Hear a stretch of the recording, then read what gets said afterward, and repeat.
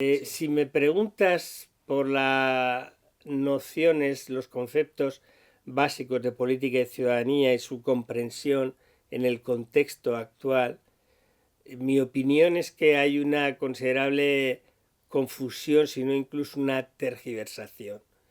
Creo que esa tergiversación obedece en primer lugar a una deficiente comprensión de la política identificada básicamente con la actividad competitiva por el poder que llevan a cabo unas organizaciones profesionalizadas que son los partidos políticos, ¿no? De manera que en el contexto de una democracia de consumo y domesticada, la política es una actividad ajena que llevan a cabo una élite más o menos concebida como élite y que tiene poco que ver con la ciudadanía salvo por el hecho de proporcionar unos recursos, unos outputs que permiten que la ciudadanía se desentienda de esa actividad a cambio de lo que recibe. Obviamente en un contexto de crisis eso estalla por completo porque la ciudadanía deja de recibir aquello que la domesticaba y la alejaba de la actividad política, aunque el efecto más negativo es que todavía se ensancha la distancia entre esa ciudadanía que empieza a despertar de su pesadilla cómoda de consumidor satisfecho y que se encuentra con que no solo no recibe los outputs que le permitían desentenderse, sino que la política y los políticos se aparecen como cada vez más ajenos. Hay una película de ciencia ficción para niños, pero que me parece una metáfora excelente entre lo último que se ha hecho, que muchos de los que, espero, muchos de los que nos oigan identificarán, se llama Wall-E, y en la que efectivamente los supervivientes de la Tierra son una masa de sujetos sin capacidad ni siquiera de ambulatoria, son incapaces de moverse por sí mismos, son sujetos pasivos de unas máquinas que supuestamente les sirven pero que en realidad les dominan, ¿no? Y esa metáfora fácil a mí me parece que explica muy bien lo que de un modo mucho más complejo, pero también más certero en mi opinión, ha explicado, por ejemplo, Jacques Rancière, cuando ha enseñado que lo que llamamos democracia no solo no ha existido, sino que siempre ha sido sometido a un fraude, porque se ha sustituido lo que constituye el origen de la reflexión filosófica, que es el sentido de nuestro ser social y para qué existimos como son politicón, como seres sociales y en el sentido político, se pervierte porque dejamos de pensar en lo común y sobre todo en el hecho de que lo común significa que los sujetos somos nosotros, es decir, los ciudadanos no somos consumidores, somos, por el contrario, los titulares y actores. Y es por eso por lo que Rancière propone una noción de política de ciudadanía y de democracia que es completamente distinta de lo que admitimos comúnmente, ¿no? Para él la democracia es sobre todo, y en eso coincide con otro filósofo francés conocido, supongo, por casi todos, Etienne Balibar, es sobre todo insurrección. Y la democracia, la clave de la democracia es sencilla, no hay que darle muchas vueltas, es el poder del pueblo. Y sin embargo, lo que hemos construido como democracia es un mixtum de una oligarquía económica con una aristocracia cultural, ¿no? Donde el pueblo realmente es un peligro y donde se hace realidad aquel dictum de Rousseau en el contrato social que explica que el pueblo inglés cree que es libre y se equivoca porque en el mismo acto de ejercicio de la libertad que es votar a sus representantes renuncia a su ciudadanía, renuncia a la política y por consiguiente hace tan mal uso de la libertad, dice Rousseau, que merece el castigo de convertirse en un esclavo, ¿no? Sí, yo creo que el problema es que en una democracia de masas se ha verificado, se ha hecho visible con más fuerza que nunca algo que Rancière, Balibar, entre otros, habían advertido, y es que democracia y lógica de mercado son dos lógicas en rumbo de colisión. Y por tanto, no puede subsistir la lógica del mercado, sobre todo como lógica hegemónica, sin una perversión de la noción de política, de ciudadanía y de democracia. Si la pregunta es si desde la educación se nos instruye, y me parece muy, muy justo el término, se nos adoctrina, se nos inculca un modelo que no es el de democracia, que no es el de ciudadanía, yo diría que sí, pero porque no hay educación, ¿no? Y creo que esta es la clave, ¿no? No descubro nada si recuerdo que educación es lo contrario de adoctrinamiento, ¿no? Educación, hago una comparación muy burda, muy grosera desde el punto de vista etimológico, pero en fin, no falsa. La educación es todo lo contrario de lo que nos sugiere la enseñanza. La enseñanza parece que significa inculcar en la cabeza, en las mentes de aquel que es el discente, el alumno, unos conocimientos o unos elementos de doctrina. Y la educación es todo lo contrario, en el sentido que yo sigo respetando mayéutico, original, de socrático. La educación consiste en hacer salir las capacidades que uno tiene dentro, es decir, en ayudar a parir, que por eso es mayéutica, como la tarea profesional de Jantipa, la mujer de Sócrates, que era partera, hacer salir lo que uno lleva dentro, es decir, como el escultor que no talla, sino que hace salir lo que hay dentro de la piedra. La educación lo que hace es ayudar a que nosotros, de acuerdo con esa versión de la educación que nos propone Kant en el programa de lecciones del semestre 65-66, ayudar a pensar con la propia cabeza. Es decir, recuperar la noción de autonomía, recuperar la noción de crítica, es decir, de no aceptar ninguna norma ni ningún modelo de actuación, tampoco desde el punto de vista del conocimiento, que no haya sido sometida a la libre crítica. Pero naturalmente para tener la capacidad de libre crítica es preciso que uno se forme, si no se traga lo que a uno le dan, ¿no?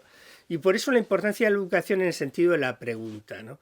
Yo creo que desgraciadamente no ahora, no es un problema de las leyes de ahora, no es un problema solo del proyecto de ley que hoy, en el día que estamos grabando esta entrevista, ha sido aprobado por el Consejo de Ministros, del proyecto de ley propiciado por el ministro Wert. No, esto viene de lejos, ¿no? El proyecto de adoctrinamiento, socapa de socialización, es decir, de hacernos comulgar con ideas recibidas, con respuestas que te hacen aceptar, en el fondo, un orden establecido que es cualquier cosa menos natural, ¿no? Yo creo que eso es lo que destruye la noción de ciudadanía y la noción de política, y por eso estoy tan de acuerdo con la cuestión, o por lo menos con el modo en que yo entiendo la cuestión. El problema fundamental es un proyecto educativo que, en lugar de fomentar que nosotros abundemos en el porqué, nos acostumbra a sustituir los porqués por cómo, y sobre todo a tragarnos la respuesta al cómo que nos da esa sustitución del conocimiento crítico por el conocimiento técnico, por ese argot a mi gusto horroroso del know-how, que ahora está en el argot, en el lenguaje de esa enseñanza en competencias, que en realidad no nos educa, sino que nos somete.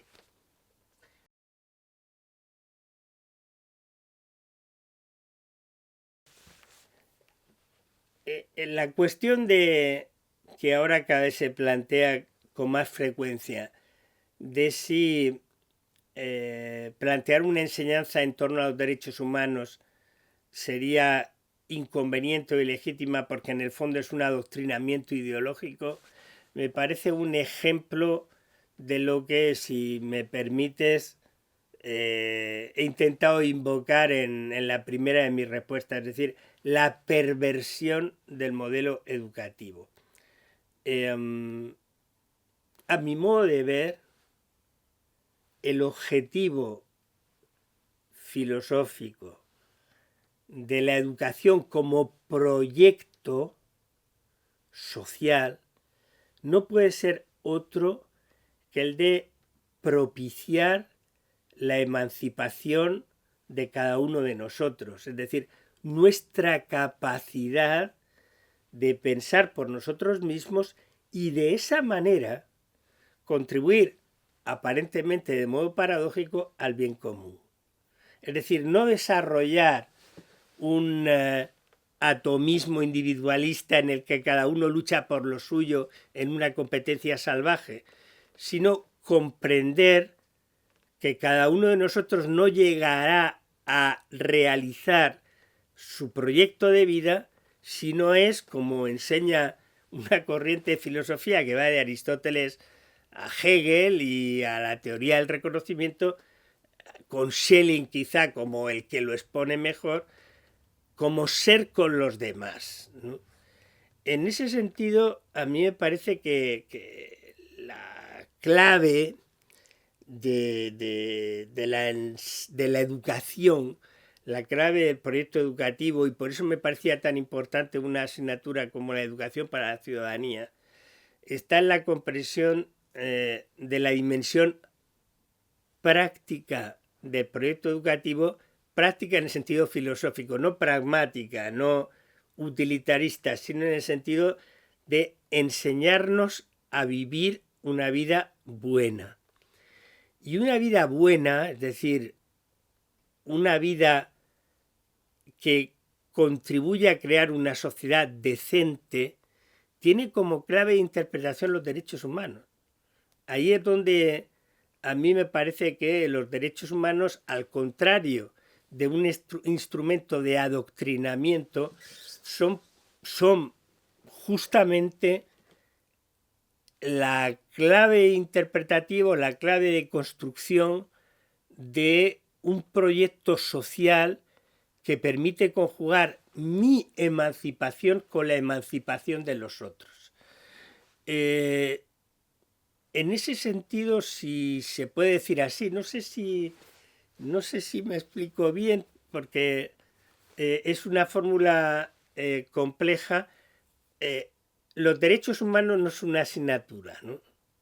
Los derechos humanos no son el contenido de una asignatura del tipo Educación para la Ciudadanía o del tipo Introducción al Derecho, que yo creo que es una asignatura que debiera estar en nivel de bachillerato, no para enseñarte las leyes que existen en tu país o en la Unión Europea, sino para enseñarte el sentido del derecho como lucha por los derechos, que es una vieja idea de un jurista, no de Marx, sino de un jurista alemán, Rudolf Jering, que me parece que entendió y supo explicar muy bien cuál es la razón de ser del derecho. Ya lo había advertido, como tantas otras ideas básicas, en la antigua Grecia, Heráclito, ¿no? Heráclito, hay un fragmento de Heráclito muy bonito que dice: un pueblo debe luchar por sus leyes como por sus muros. Es decir, tan importante es luchar por tus leyes en el sentido no de lo que te cae encima, sino de lo que tú construyes y luchas para garantizar tus derechos, como por tus murallas. ¿Y por qué? Porque los derechos no son fórmulas que se encuentran en el boletín oficial de esta o aquella comunidad política, la provincia o la Unión Europea. Los derechos son las garantías de las necesidades de todos los que vivimos en un grupo determinado. Y por consiguiente son el instrumento que permite la convivencia entre quienes somos al mismo tiempo desiguales y hasta tal punto desiguales que somos opuestos, pero a la vez, decía, al mismo tiempo, no podemos realizarnos sin vivir con los otros. Eso que la tradición filosófica, que los estudiantes que quizá puedan ver esta entrevista recordarán de las explicaciones que se les hacen en clase, fundamentalmente esa tesis preciosa de Kant, expresada con una de los oxímoros más bonitos, a mi gusto, de la filosofía, ¿no? La ungesellige Geselligkeit, es decir, la insociable sociabilidad. Los seres humanos, como luego explica el psicoanálisis, ¿no? Muy bien, ¿no? Tenemos esos dos instintos del amor y del odio, el instinto de tánatos, el instinto de la muerte y el instinto de la cooperación. Y la clave para que esos dos instintos no devengan en una autodestrucción o en una destrucción del otro es precisamente la noción de respeto de los derechos humanos como garantía de las necesidades de todos, ¿no? Y en ese sentido los derechos humanos no son un asunto de enseñanza jurídica o de educación para la ciudadanía, no, son una clave transversal de un modelo social que obviamente no ha existido siempre, pero que en este momento me parece insustituible. Eso es distinto, siento alargarme en la respuesta, es distinto de lo que llamaría la ideología del buenismo, la ideología de la religión de los derechos humanos, esa ideología que hace de los derechos humanos una especie de nueva tabla de los 10 mandamientos que uno debe adorar de modo pasivo, como si se encontrara ahí la solución a todos nuestros problemas. No es verdad, porque por definición, por esa insociable sociabilidad, los derechos humanos entran en conflicto. Y por lo tanto, conjugar los derechos humanos no es una actividad que se resuelva mediante una operación noseológica. Es decir, si uno sabe los derechos humanos, sabe aplicarlos, va a resolver todos los problemas. No. Los derechos humanos son sobre todo una cuestión, si se me permite, y en eso soy también, si me permite la petulancia, muy aristotélico, experiencial, empírica, ¿no? La clave es los conflictos concretos de derechos. La clave es la determinación del bien jurídico predominante, es decir, ¿qué debe prevalecer? Y eso es la solución a esa cuestión, que es la cuestión real, es una solución, a mi modo de ver, y en eso me diferencio, claro, de las concepciones justnaturalistas, objetivistas, es una solución histórica. Es decir, depende del contexto, depende de lo que, y es para mí en el fondo el instrumento hermenéutico final de todo conflicto de derechos humanos, de la noción de daño. Stuart Mill, que pensó también el liberalismo y que está tan lejos de modelos actuales del liberalismo fundamentalista económico, Stuart Mill escribió que la clave de los criterios de justicia estaba en la noción negativa de daño. Es decir, ¿dónde está el daño insoportable? ¿Dónde está el mal que no podemos aceptar?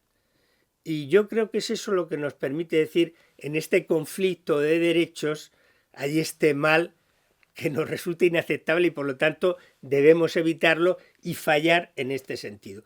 En un mundo cada vez más plural, en el que las concepciones de necesidades son diferentes, las percepciones de valores, los universos simbólicos, la concepción de prácticas sociales, de vidas, son tan diversas, la noción de daño a mí me parece que sigue teniendo una gran utilidad.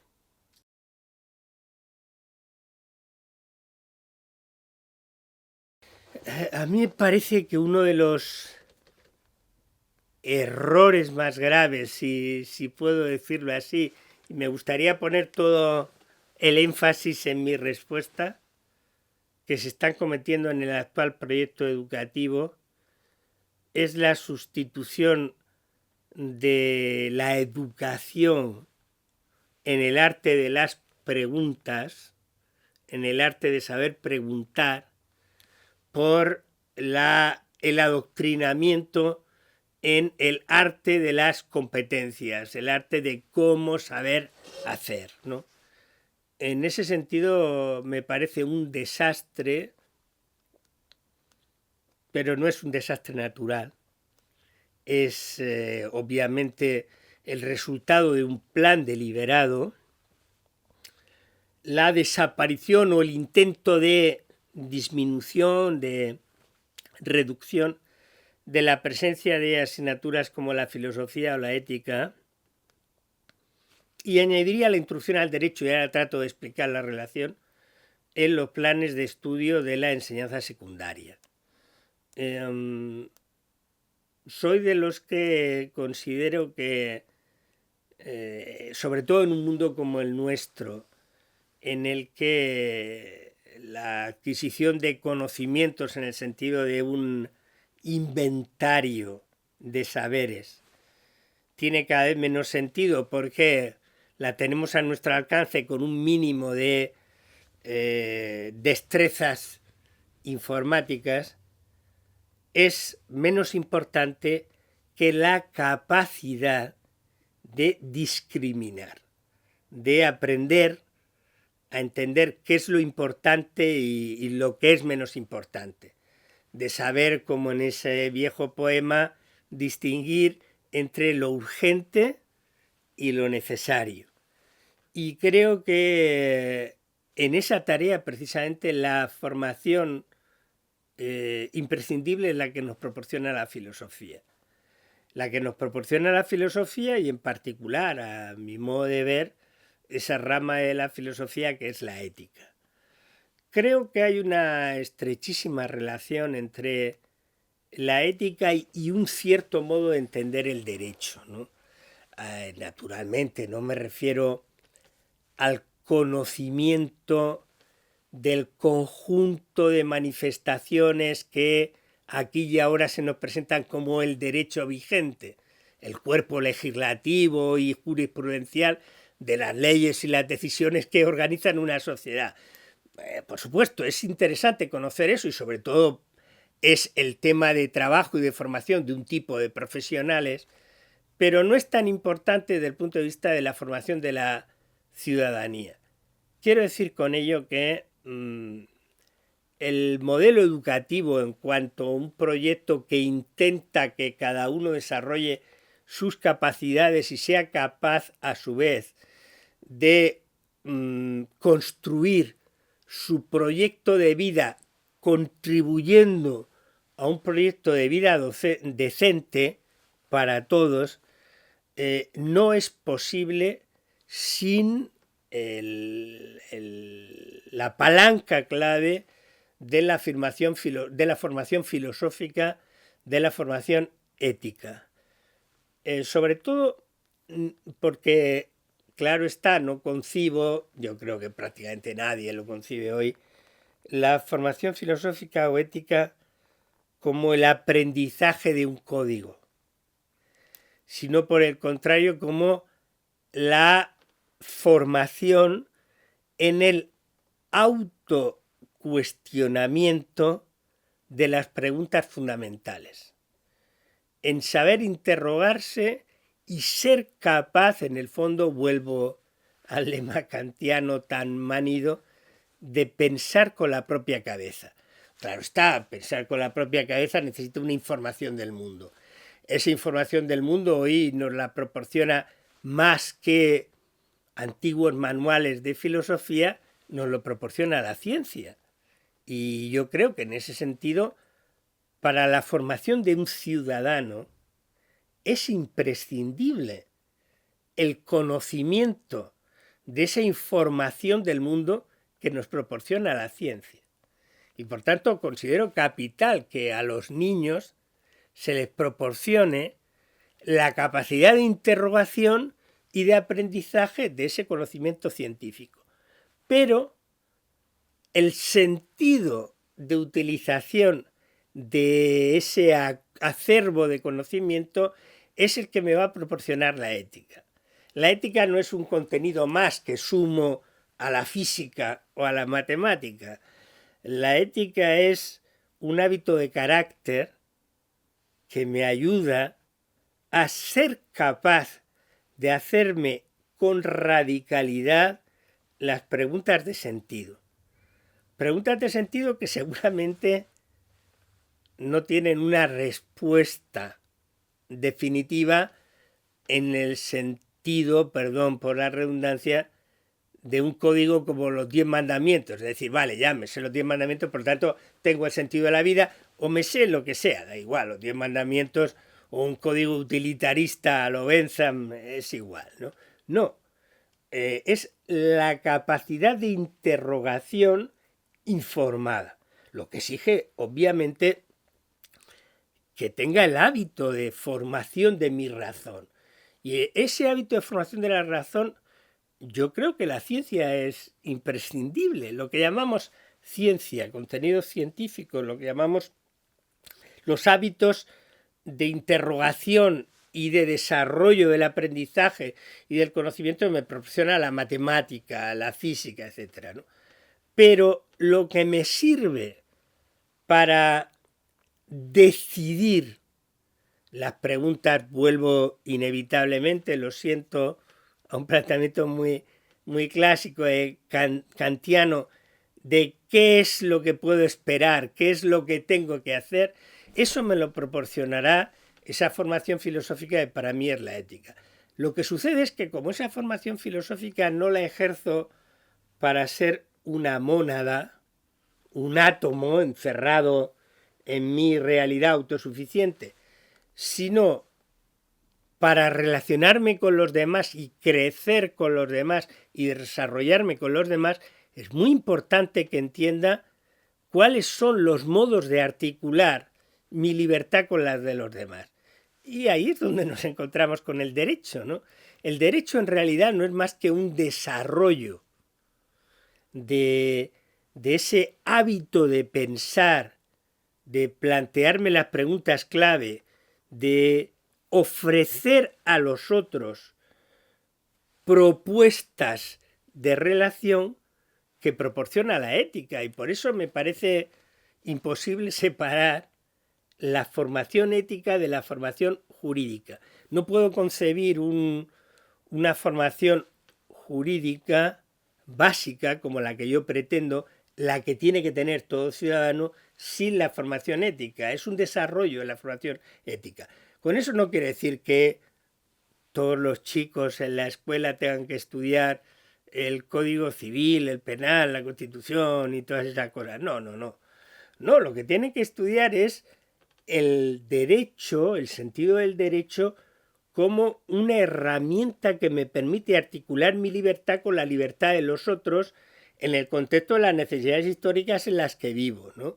Y por lo tanto que me permite ejercer aquello que es capital y que me proporciona la ética, la capacidad de interrogar sobre el sentido de aquello que me presenta como obligatorio.